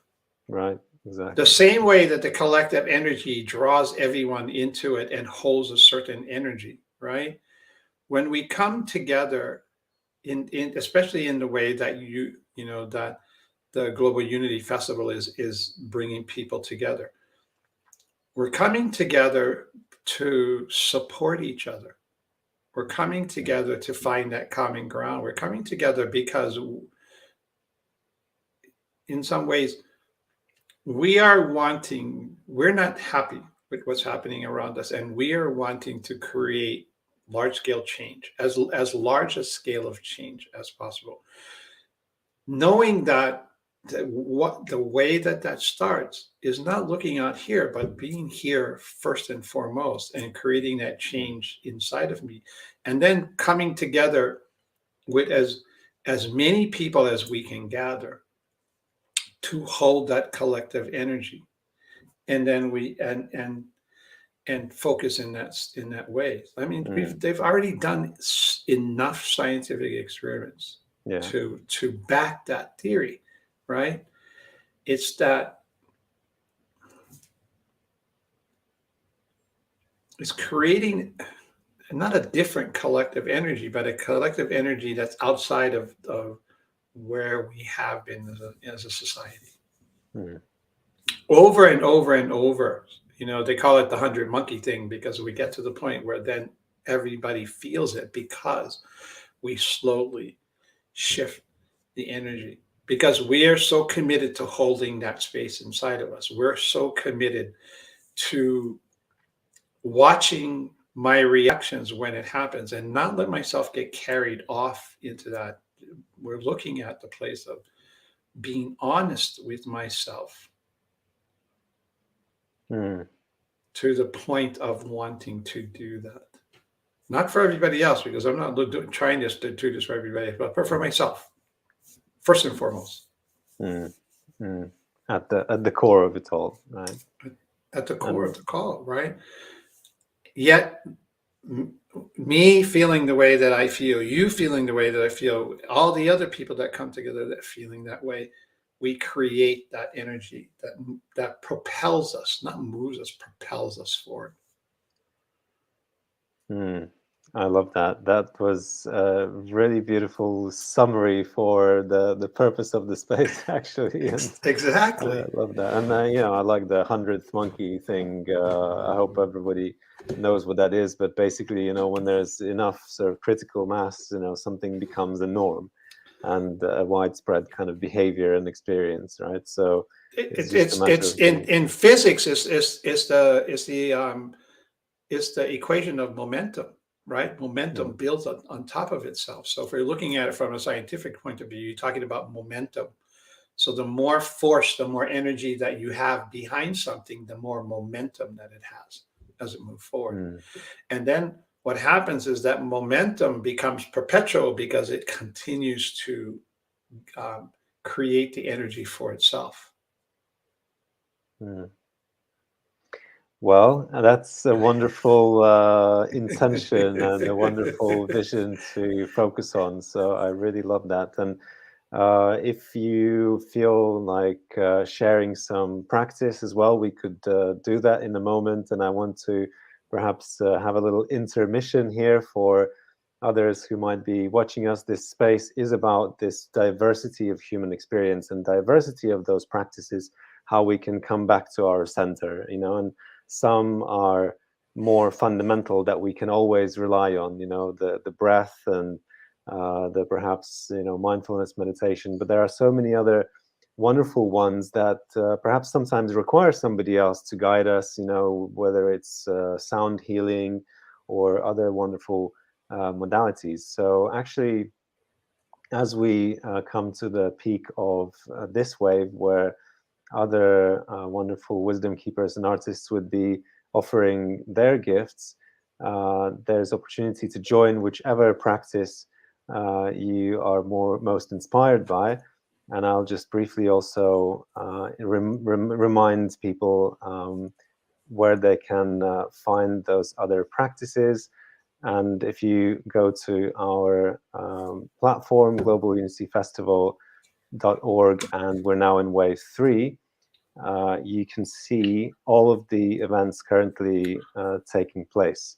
And you can also click on live previews. So, here we are just with our central stage, but you also have one of our hosts, Will, sharing his wisdom from the Gene Keys modality and perspective. And you're welcome to join his event. He's already started and now is going to move into the practice at some point soon. So you don't need to go anywhere and look for where his event is. You can just open it up right here in the platform and join him there live. And we also invite others to join us in this space. And if you have your gifts and if you have practices that you can share with the world to help people come back to their center, then please reach out to us, and we would love to welcome you to the space and share to the world about you and what you do as well. So I think there's not enough of us doing that, or not enough of us sharing, and there's more people asking questions than there are people answering them right now. Yes, absolutely. And I also love, coming back to what we were earlier talking about, that if actually there's enough of us sharing the same message, well, that's just so much more powerful, right? Because it kind of starts to resonate and create this beautiful resonant field that is just so much easier to uplift ourselves, in that way. I'm laughing because I remember growing up and my mom and my dad telling me stuff and I didn't listen to them. But if a friend or an uncle or a teacher said the same thing, I listened to them, and it was kind of like, okay, wait a minute. Sometimes we lose sight of the message, or sometimes we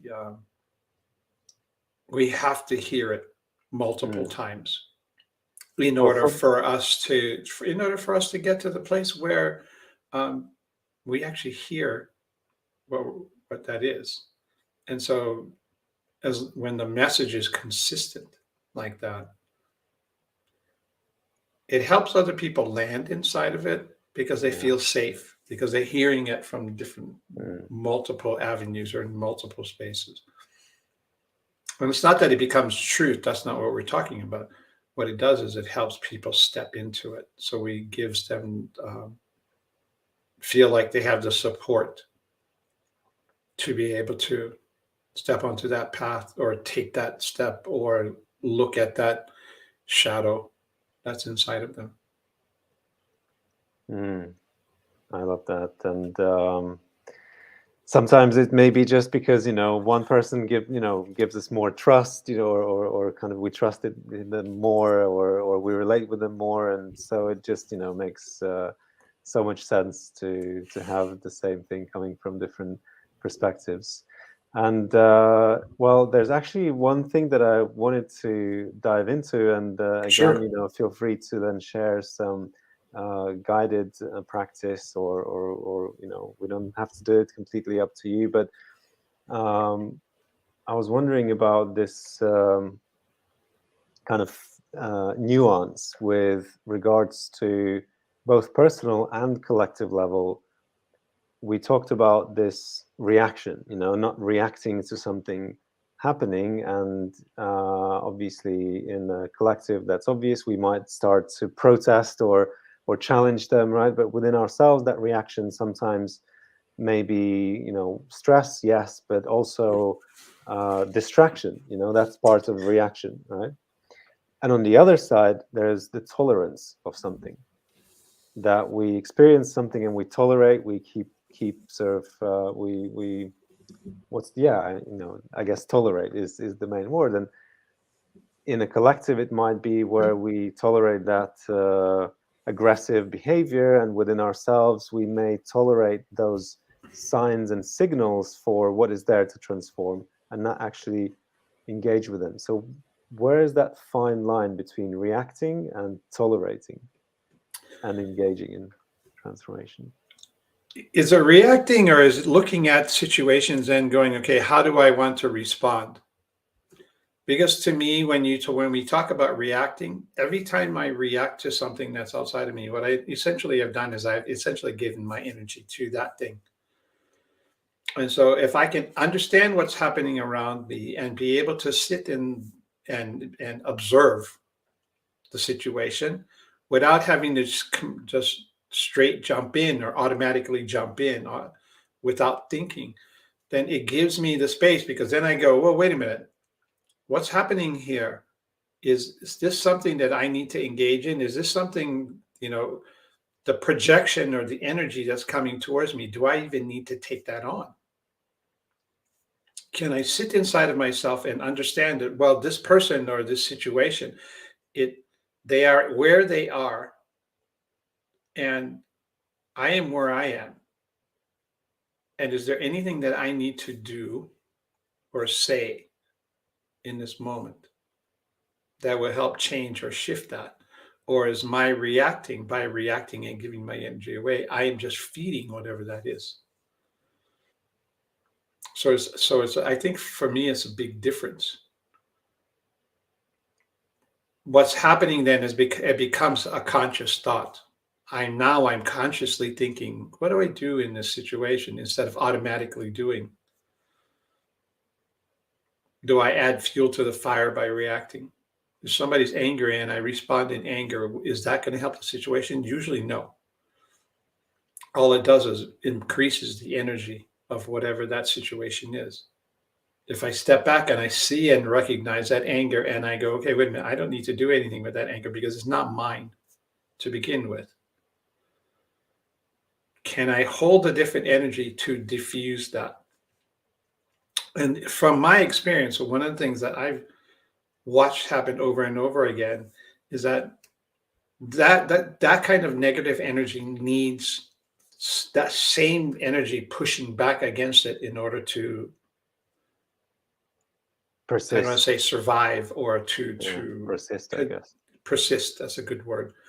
And so if I stop or I do not give the energy back to that person, a lot of times I've watched it dissipate, especially when I'm holding it and I can sit inside of myself in the best way that I know possible. And I'm not only neutral and holding my energy, but I'm going, I don't need to do this. And I am just going to send this energy that this situation is going to diffuse itself. And I'm not talking about taking a passive approach here. I'm just saying, using the energy and my ability to move energy, our ability to move and changing situations without actually having to react in that way. It's a more empowered approach. And it comes from a place that's less fearful.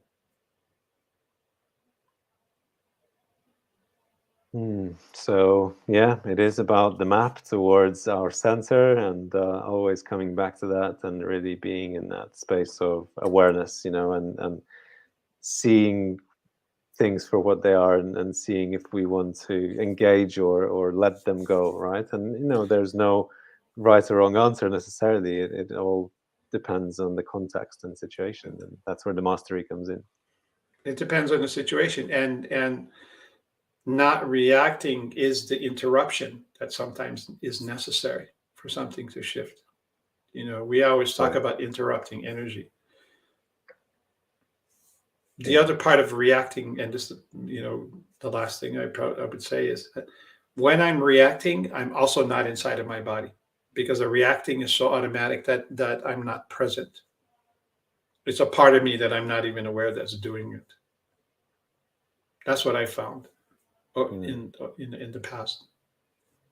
And there's so much just acknowledging that so much right now about embodiment and these somatic practices and sort of release of trauma through the body, that it really seems, also coming back to repeating messages, right? It's like, well, that's another message that just keeps popping up and that is held consistently. And yeah, I love that. So if you're feeling inspired and called, then feel free to perhaps guide us through the journey and back to our center and into our body, or we can complete here depending on how you feel. You are right, because instead of making things hard, I always go with simple. And so simple is always going to be breath. It's the starting point for everything. It's a starting point for coming back into my present moment. It's a starting point for coming back into my body. And if everybody, even after everything that we've done, if you've shown up or just showing up, took 20 seconds, really, and focus just on yourself in your breathing and how it feels inside. We give ourselves permission to let go of everything that's around us in this moment and to bring my presence, my awareness inward. Oh yeah, there's my body. Huh, I have arms. How amazing. I'm sitting in this chair. I'm sitting in this room. I can feel and see all the things in this room. I do things to interrupt that habituated mind to come back into this sense of going, wow, here I am in a body having the experience. Do I need to do anything right now? Is it about being perfect? Is it about having a change? No, it's just about the experience of being myself. In the multifaceted nature of the crystal. And exactly. And in that moment of being myself, to be able to look at the different pieces from a more neutral place, from a place of non-attachment, and with it as without emotion.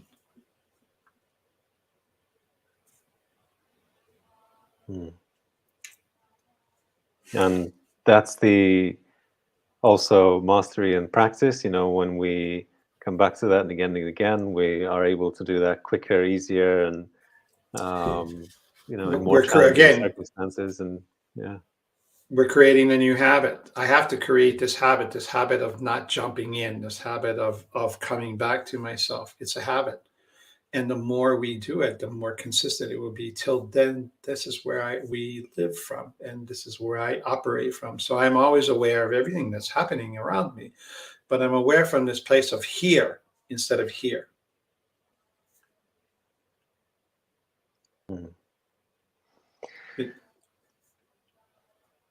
was just going to say it's a more powerful position for us, for yourself. And bringing kind of everything to the close, it is about, our theme was about transformation through kind of shadow and light, and yet in all of that there is the map to come back to ourselves, and in a way that's the most simplest map. And then we can fill it in with all the different colors and different styles of giving labels and all of that, but ultimately that's the kind of core of that. We start there, and then all the practices show up, all the different things that we've learned and all the different teachings that we have. Because I think if we go back to all the core teachings, what you're going to find out is that present moment, being inside yourself, will be the beginning of it for almost everything.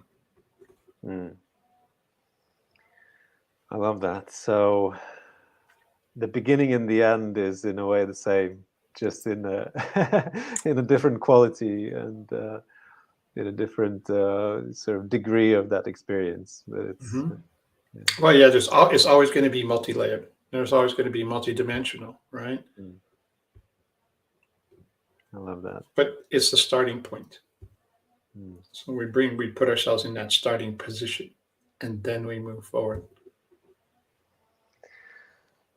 Wonderful. Thank you so much, James, for diving in again in this freestyle exploration. Although, there is a central theme, it's always so great to go into all of these aspects with you and always come back to the core, right, as we just shared. And I understand, of course, that you have your own approach and your own support that you give to people. So perhaps you could share a few words about that as well. If you haven't figured it out, I love to talk, and so I'm a very good listener. And so if there's people that are having struggles, and they're struggling right now, and want to have a conversation with someone just to talk about where they are and maybe find a simple solution or some way of stepping forward, or if there's something that people want that they're really clear and committed to moving through, but they haven't been able to do that by themselves, then I would say reach out. Let's just have a conversation. Give you my best information and help you create a plan, or at least a pathway to step into that place inside of your life that you're wanting to be. And you saw my information's here, jamescoinui.com. There's I call it Find Your Ancient Wisdom. There's a discovery call, and there's a link here. ancient wisdom for you. Mm. So you can drop in there and have. You can find me. You'll find me on Instagram and Facebook if you look, and you'll see some of the things that I talk about. And as things that we talked about today are things that I talk about consistently. Mm. And not sure how we would align with what next month is, and we're not wanting to talk about next month, but having a conversation or teaching a workshop on boundaries and how to create energetic boundaries for yourself in your life. I'll come back and do that. That's a huge theme as well. Yes, I would love to explore that. And of course, James was sharing quite humbly, but it's more than a conversation. So, James has such a powerful and deep connection, and during that healing journey, I found that the ability to pick up those deep and subtle threads and signs for where to look and where to dive deeper was just so masterful and so powerful, and diving very deep, looking at multiple layers and levels, including the ancestral. So it's far more than a conversation. So yes, you have the details. Please reach out to James if you feel like transformation is due in your life and you would like to step into a new level of experience. I'm here. Thank you so much. So yes, it was a pleasure, James, to have this conversation with you today. And of course, as I mentioned, this space is for us to come together regularly at the beginning of each month and really drop into our sense of centeredness together. And as we've also discussed really beautifully, that it is about building that momentum, building that critical mass, the 100th monkey, and that will become easier and easier, right? And hearing these messages from multiple angles, from multiple perspectives, just serves as a really good support and encouragement. So and I would encourage people to comment to participate in the sound baths, participate in the meditations, participate in the classes and the workshops that people are doing, because again, you may walk away with some different perspective of something that you've heard before that will help trigger something inside of you that keeps putting you on that road to transformation, keeps opening those doorways for you. I love that. So our next festival is on the 1st of May, first Sunday of the next month. And please also reach out to us and let us know what you would like to see, experience, and hear, because we're here really of service to the vision of us coming together in as large numbers as we can accomplish. And, it's going to take something. And we're here to also create an experience that is engaging, that is meaningful. So if you are watching this, please write to us on our email that you see on the bottom of the screen and let us know what you would like to see on the central stage and perhaps on other stages. And as I mentioned at the very beginning of this live stream, let us know if you know of other communities that are already organizing these collective global or local experiences with the similar intention, to uplift each other and ourselves and the world. So we'd love to connect, because ultimately this is a space to shine the light on other initiatives, and we're here in service to all of them. Thank you, James, once again. Pleasure. My pleasure. And grateful that you allow me to ramble. Valuable and deep and useful as always. Thank you, everyone. Thank you so and much.